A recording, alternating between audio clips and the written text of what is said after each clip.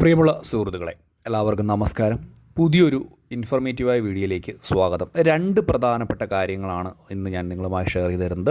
ക്ഷേമ പെൻഷൻ വാങ്ങുന്ന ആളുകൾ, അതുപോലെ തന്നെ കിസാൻ സമ്മാൻ നിധി വാങ്ങുന്ന ആളുകൾ, ഇവരെല്ലാവരും ഈ ഒരു വീഡിയോ പൂർണ്ണമായും തന്നെ കാണുക. വളരെ പ്രാധാന്യം അറിയിക്കുന്ന അറിയിപ്പ്: കിസാൻ സമ്മാൻ നിധിയുടെ 23ാമത്തെ ഗഡുവായ തുക ബാങ്ക് അക്കൗണ്ടുകളിലേക്ക് എത്തുകയാണ്. അപ്പോൾ ഇതുമായി ബന്ധപ്പെട്ടുള്ള വളരെ പ്രധാനപ്പെട്ട അറിയിപ്പുകളും ഇന്നത്തെ വീഡിയോയിൽ ഉൾപ്പെടുത്തുന്നു. ഏവരും വീഡിയോ പൂർണ്ണമായും കാണുക. ചാനൽ ആദ്യമായിട്ട് കാണുന്നവർ തീർച്ചയായിട്ടും നമ്മുടെ ചാനലൊന്ന് സബ്സ്ക്രൈബ് ചെയ്ത് വെക്കുക. ഫേസ്ബുക്ക് വഴി ഈ ഒരു വീഡിയോ കാണുന്നവർ തീർച്ചയായിട്ടും നമ്മുടെ ഫേസ്ബുക്ക് പേജ് കൂടി ഒന്ന് ഫോളോ ചെയ്ത് വെക്കുക. വിശദമായിട്ടുള്ള അറിയിപ്പ് നോക്കാം. ഒന്നാമത്തെ പ്രധാനപ്പെട്ട കാര്യമെന്ന് പറയുന്നത് ക്ഷേമ പെൻഷൻ്റെ വിതരണമാണ്. ക്ഷേമ പെൻഷൻ്റെ വിതരണത്തിൽ നമുക്കറിയാം, കഴിഞ്ഞ ദിവസങ്ങളിൽ പറഞ്ഞ ദിവസങ്ങളിൽ തുക വിതരണം ചെയ്യാൻ സാധിച്ചിരുന്നില്ല. ചില സാങ്കേതിക പ്രശ്നങ്ങൾ കാരണം ചില കൈകളിലേക്ക് തുക ലഭിക്കുന്ന ആളുകൾക്ക് പറഞ്ഞിരുന്ന സമയത്തും ഒന്നും തുക ലഭിക്കാതിരുന്നതിനെ തുടർന്ന് വലിയ പ്രശ്നങ്ങളൊക്കെ ഉണ്ടാകുകയും ചെയ്യുന്ന സാഹചര്യമായിരുന്നു.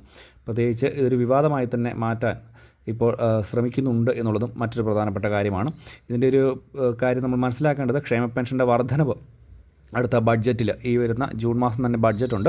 സമ്പൂർണ്ണമായിട്ടുള്ള ഒരു ബഡ്ജറ്റായിരിക്കും സംസ്ഥാനത്തെ മുഖ്യമന്ത്രിയും ധനകാര്യമന്ത്രിയും കൂടിയായ വി ഡി സതീശൻ അവതരിപ്പിക്കുക. ഇതിൽ ക്ഷേമ പെൻഷൻ്റെ വർധനവ് 2500 രൂപ വരെയൊക്കെ ആക്കാനുള്ള ഒരു സാഹചര്യം നിലനിൽക്കുന്നു എന്നുള്ളതാണ് ഇതിൻ്റെ ഏറ്റവും പ്രധാനപ്പെട്ട കാര്യം.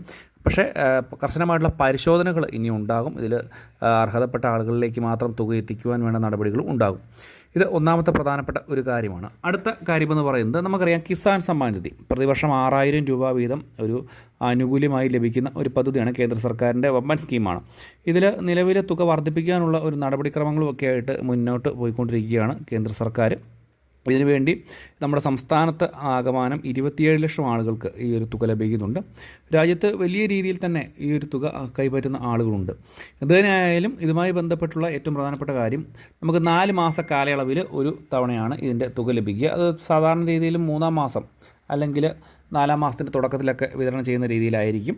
ഒരു സർക്കിളിൻ്റെ സമയമാണ് പറയുന്നത്. പക്ഷേ ഈ ഒരു പ്രാവശ്യം കുറച്ച് നേരത്തെ തന്നെ തുക എത്തുകയാണ്. ഈ ഒരു മാസത്തിൽ തന്നെ, അതായത് ജൂൺ മാസത്തിൻ്റെ ആദ്യ വാരത്തിലോ അല്ലെങ്കിൽ 2-ാം വാരത്തിലോ തന്നെ കിസാൻ സമ്മാൻ നിധിയുടെ 23ാമത്തെ ഗഡു തുക ലഭിക്കുകയാണ്. ഏകദേശം 46,000 രൂപയാവും അതുവരെ ഈ ഒരു 23ാമത്തെ ഗഡു കൂടി വിതരണം ചെയ്യുമ്പോൾ ലഭിക്കുക ഒരു സാധാരണക്കാരായിട്ടുള്ള ആളുകൾക്ക്. പക്ഷേ കർഷക ID എന്നുള്ളത് ഞാൻ മുൻപ് തന്നെ പറഞ്ഞിരുന്നതാണ്. കർഷക ID എടുത്തുകൊണ്ടിരിക്കുന്ന, അല്ലെങ്കിൽ കർഷക ഐഡിയുമായി ബന്ധപ്പെട്ടുള്ള കാര്യങ്ങൾ പൂർത്തീകരിച്ചിട്ടുള്ള ആളുകൾക്ക് ഇനി തുക ലഭിക്കുന്ന ഒരു സാഹചര്യമായി മാറുകയാണ്.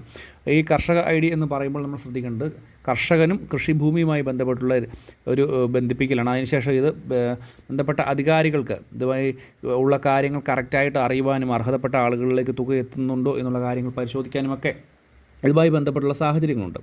അതുകൊണ്ട് തന്നെ ഈ ഒരു കിസാൻ സമ്മാൻ നിധി ആനുകൂല്യം ലഭിക്കുന്ന ആളുകൾ കർശനമായിട്ടും ഈ ഒരു നടപടിക്രമങ്ങൾ പൂർത്തീകരിക്കുവാൻ പ്രത്യേകം ശ്രദ്ധിക്കുക. ഇത് ചെയ്തില്ല എന്നുണ്ടെങ്കിൽ നിങ്ങൾക്ക് തന്നെയായിരിക്കും ഇനി അങ്ങോട്ട് തുക ലഭിക്കില്ല എന്നുള്ളൊരു കാര്യം കൂടി മനസ്സിലാക്കുക. ഈ മാസം 1-ാമത്തെയോ അല്ലെങ്കിൽ 2-ാമത്തെയോ ആഴ്ചയോടുകൂടി തന്നെ ഈ കിസാൻ സമ്മാൻ നിധിയുടെ 23ാമത്തെ ഗഡു നിങ്ങളുടെ ബാങ്ക് അക്കൗണ്ടുകളിലേക്ക് ക്രെഡിറ്റ് ആവുകയും ചെയ്യും.